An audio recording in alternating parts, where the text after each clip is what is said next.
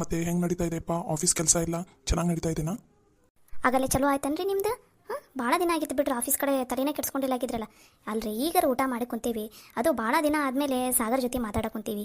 ನೀವೇನಾರ ಮಾತಾಡಬಿಟ್ಟು ಆಗಲೇ ತೆಗ್ದೇ ಬಿಟ್ರೆ ನಾ ಆಫೀಸಿಂದ ಪಾಪ ಅದಕ್ಕೊಂದು ಸ್ವಲ್ಪ ತರಾಮಗರ ಇರಾಕ್ ಬಿಡ್ರಿ.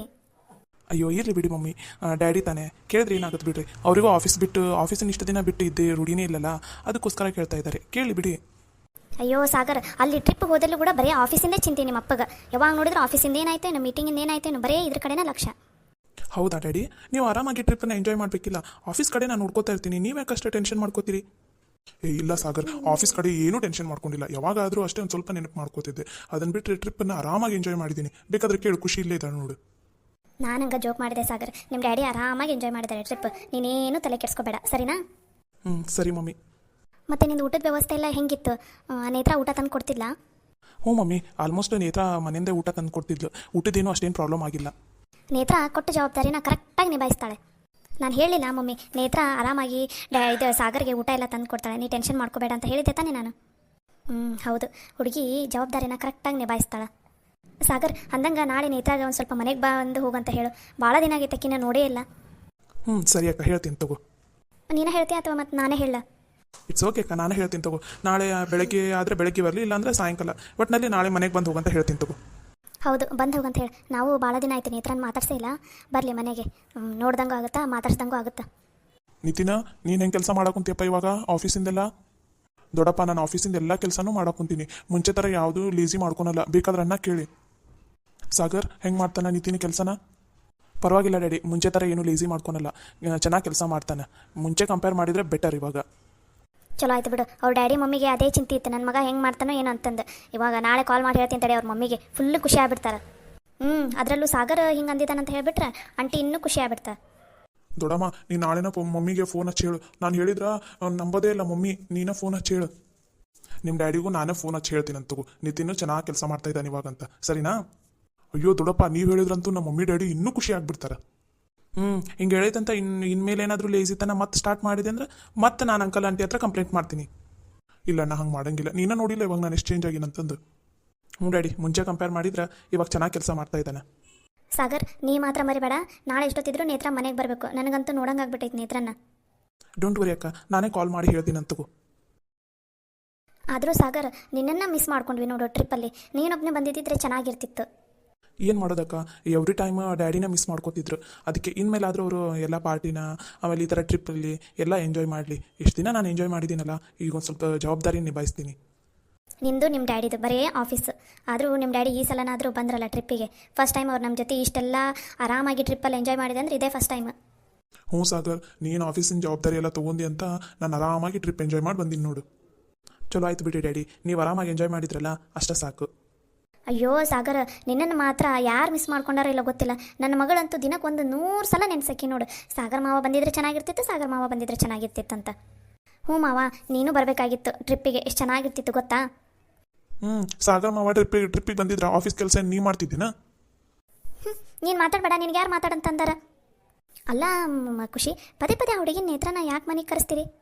ಯಾಕತ್ತೆ ಹಂಗಂತೀರಿ? ಪಾಪ ನಾವಿಲ್ಲದಾಗ ಸಾಗರ್ಗೆ ಊಟದೆಲ್ಲ ವ್ಯವಸ್ಥೆ ಮಾಡಿಕೊಟ್ಟಾರ, ಒಂದು ಥ್ಯಾಂಕ್ಸ್ ಆದರೂ ಹೇಳೋದು ಬೇಡನ? ಅದಕ್ಕೆ ಮನೆಗೆ ಯಾಕೆ ಕರೆಸ್ಬೇಕು ಆಂಟಿ? ಅಲ್ಲೇ ಫೋನಲ್ಲೇ ಹೇಳಿಬಿಟ್ರೆ ಆಯಿತು. ಅದೇನು ದೊಡ್ಡ ಮಹಾನ ಅಡುಗೆ ಮಾಡಿ ಬಡಿಸೋದು? ಓ, ಹಂಗಂದ್ರೆ ನಿನ್ಗೆ ಅಡುಗೆ ಮಾಡಕ್ಕೆ ಬರುತ್ತನ? ನಾನೇನು ಹಳ್ಳಿ ಗುಗ್ಗುನ ಅವಳ ಥರ ಅಡುಗೆ ಮಾಡ್ಕೊಂಡು ಕುತ್ಕೊಳ್ಳೋಕ್ಕೆ ಮೂಲೆಯಲ್ಲಿ? ಅವಳ ಥರನಲ್ಲಪ್ಪ, ನಾನು ಸಿಟಿ ಹುಡುಗಿ. ಏನು ಬೇಕು, ಎಷ್ಟು ಕೆಲಸ ಬೇಕು ಅಷ್ಟೇ ಮಾಡ್ತೀನಿ ನಾನು. ಯಾಕೆ ಸ್ಪಂದನ ಆ ಥರ ಮಾತಾಡ್ತೀಯ? ಹಳ್ಳಿ ಹುಡುಗಿಯರು ಅಷ್ಟೇ ಅಡುಗೆ ಮಾಡೋದು, ಅಡುಗೆನೆಲ್ಲ ಹೆಣ್ಮಕ್ಳು ಮಾಡೋದು ಕಲಿಬೇಕಪ್ಪ. ಅವಳ ಥರ ಹಳ್ಳಿ ಹುಡುಗಿ ಅಲ್ಲಪ್ಪ ನಾನು. ಛೇ. ಮಮ್ಮಿ, ನನಗೆ ಸುಸ್ತಾಗ್ತಾ ಇದೆ, ನಾನು ಹೋಗಿ ಮಲ್ಕೋತೀನಿ. ಸರಿ, ಹೋಗಿ ಹೋಗು. ರೀ ಬರೀ ಮಲ್ಕೊಳ್ಳೋಣ, ಟೈಮ್ ಆಯ್ತು ಆಲ್ರೆಡಿ. ನಡಿ. ಸಾಗರಣ್ಣ, ನಾಳೆ ಆಫೀಸಲ್ಲಿ ಮೀಟಿಂಗ್ ಇದೆ, ನೆನಪಿದೆ ತಾನೇ? ಹೌದು. ಮತ್ತೆ ಬೇಗ ಮಲ್ಕೋ ಹೋಗು, ಇಲ್ಲ ಅಂದರೆ ಮತ್ತೆ ನಾಳೆ ಮೀಟಿಂಗ್ ಅಟೆಂಡ್ ಮಾಡೋದೇ ಆಗಲ್ಲ ನೋಡು. ಹೌದು, ಬೇಗ ಮಲ್ಕೋಬೇಕಪ್ಪ. ನಿಂಗೇನಾರು ತಲೆಗಿಲಿ ಕೆಟ್ಟಿದ್ದಾನ? ಎಲ್ಲರ ಮುಂದೆ ಎದಕ್ಕೆ ನಿಷ್ಠ ಆಗಕ್ಕೆ ಹೋಗ್ತಿದ್ದೀನಿ ನೀನು? ನೋಡು ಮಮ್ಮಿ, ಯಾವಾಗಲೂ ಬರೀ ನೇತ್ರ ನೇತ್ರ ಅಂತ ಹೋಗ್ತಿರ್ತಾರೆ, ಮತ್ತು ನನಗೆ ಸಿಟ್ಟು ಬರಲ್ಲನ? ಅದಕ್ಕೆ ಅವರೆಲ್ಲರ ಮುಂದೆ ಹಂಗೆ ಅನ್ನೋದನ್ನು ಮೊದಲು ಸಾಗರ್ ಮುಂದೆ, ಮನೆಯವ್ರ ಮುಂದೆ, ಎಲ್ಲರ ಮುಂದೆ ನೀನು ಒಳ್ಳೆಕಿ ಥರ ಕಾಣ. ಅದನ್ನ ಬಿಟ್ಟು ಈ ಥರ ಹುಚ್ಚು ಥರ ಮಾಡೋಕೆ ಹೋಗಬೇಡ ಏನು? ಸರಿ ಬಿಡು ಮಮ್ಮಿ, ಇನ್ನೊಂದ್ಸಲ ಈ ಥರ ಮಾಡಲ್ಲ. ಸರಿ ನಡಿ, ನಡಿ, ಟೈಮ್ ಆತಾಗಲ್ಲ. ಎಲ್ಲರ ಮುಂದೆ ಹೆಂಗೆ ಮಾತಾಡ್ಬೇಕು ಏನನ್ನೋದು ಏನೂ ಗೊತ್ತಿಲ್ಲ, ಎಲ್ಲ ನಾನು ಹೇಳ್ಕೊಡ್ಬೇಕು. ಹೋದ್ಲೆ ನೋಡು, ಏನಾರ ಹೇಳಿದ್ರೆ ಹಿಂಗೆ ಹೋಗ್ಬಿಡೋದು. ಯಪ್ಪ, ನನ್ನ ಮಗಳಿಗಂತೂ ಏನೇನೇನೇನೋ ಬುದ್ಧಿನೇ ಇಲ್ಲ, ಎಲ್ಲ ನಾನೇ ಹೇಳ್ಕೊಡ್ಬೇಕು.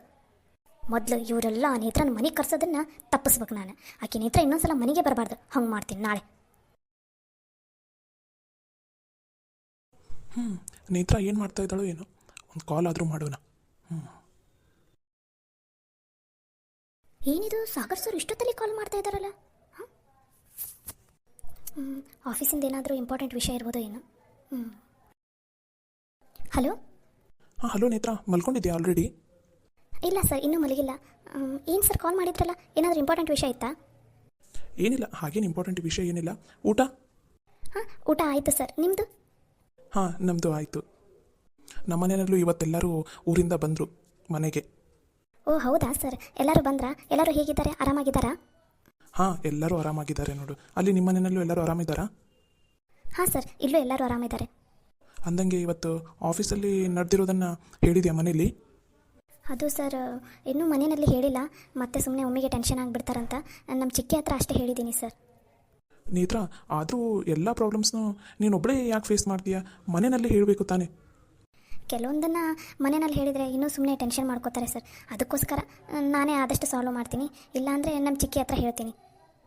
ಇನ್ಮೇಲೆ ನಿಂದು ಏನೇ ಟೆನ್ಷನು, ಏನೇ ಪ್ರಾಬ್ಲಮ್ಸ್ ಇದ್ರೂ ನನ್ನ ಹತ್ರ ಹೇಳು, ನಾನು ನಿನಗೆ ಹೆಲ್ಪ್ ಮಾಡ್ತೀನಿ, ಸರಿನಾ? Okay sir.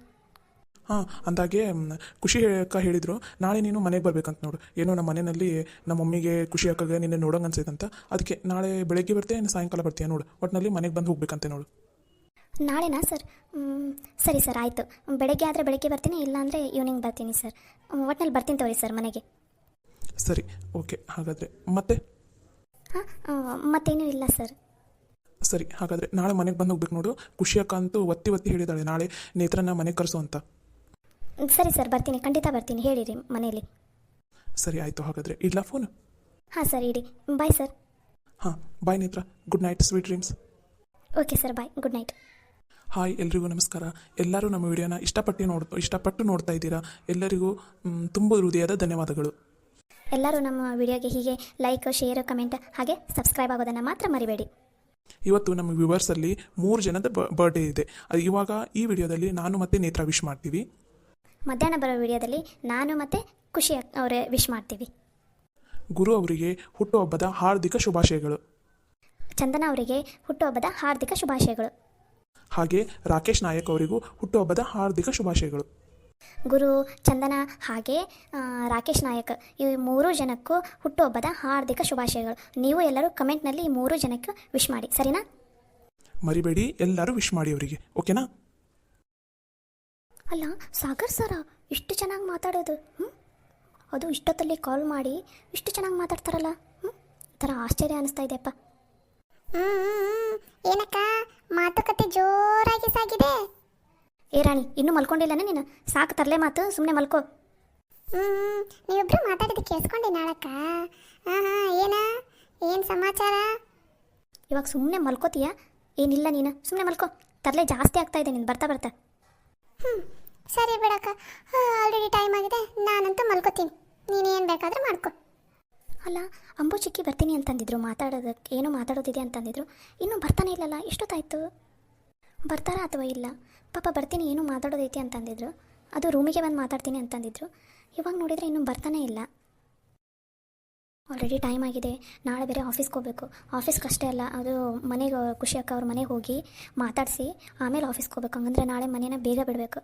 ಅದು ಅಲ್ಲಿ ಮೀಟಿಂಗ್ ಬೇರೆ ಇದೆ ಆಫೀಸ್ನಲ್ಲಿ. ಆಲ್ರೆಡಿ ಟೈಮ್ ಆಗಿದೆ, ಮಲ್ಕೊಳ್ಳೋದೇ ಚಲೋ ಅನಿಸುತ್ತೆ ಇವಾಗ. ಮಲ್ಕೋತೀನಿ, ಹೆಂಗೋ ಹೇಳಿದ್ದೀನಿ ಅಂಬೋ ಚಿಕ್ಕಿಗೆ. ಅಕಸ್ಮಾತ್ ನಾನು ಮಲ್ಕೊಂಡ್ರೂ ಬಂದು ಚಿಕ್ಕಿ ನಾ ಮಾತಾಡ್ತೀನಿ ಅಂತಂದಿದ್ದೀನಿ. ಇವಾಗ ಮಲ್ಕೋತೀನಿ, ಆಲ್ರೆಡಿ ಟೈಮ್ ಆಗಿದೆ. ಹೆಂಗೋ ಅಂಬೋ ಚಿಕ್ಕಿ ಬಂದರೆ ಎಬ್ಬಿಸ್ತೀನಿ ಅಂತಂದಾರಲ್ಲ, ಬೇಕಾದರೆ ಬಂದ ಮೇಲೆ ಮಾತಾಡಿದ್ರಾಯ್ತು. ಎಷ್ಟೊತ್ತಂತ ವೇಟ್ ಮಾಡೋದು? ಅವ್ರ ರೂಮ್ ಹತ್ರ ಹೋಗ್ಬರೋಣ ಅಂದರೆ ಎಲ್ಲಿ ಮಲ್ಕೊಂಡು ಬಿಟ್ಟಿದ್ದಾರೋ ಏನೋ. ಮತ್ತು ನಾ ಆ ಕಡೆ ಹೋದ್ರೆ 1000 ಪ್ರಶ್ನೆ ಕೇಳ್ತಾರೆ ಈ ಮನೆಯಲ್ಲೊಂದು. ಬೇಡ, ಮಲ್ಕೊಂಡು ಬಿಡೋಣ ಇವಾಗ. ಬೇಕಾದ್ರೆ ಅಂಬೋ ಚಿಕ್ಕಿ ಬಂದ್ರೆ ಮಾತಾಡ್ಸಿದ್ರಾತು. ನಾನೇ ಎದ್ದು ವಾಶ್ರೂಮ್ಗೆ ಹೋಗಿ ಬಂದು ಮಲ್ಕೊಂಡು ಬಿಡ್ತೀನಿ.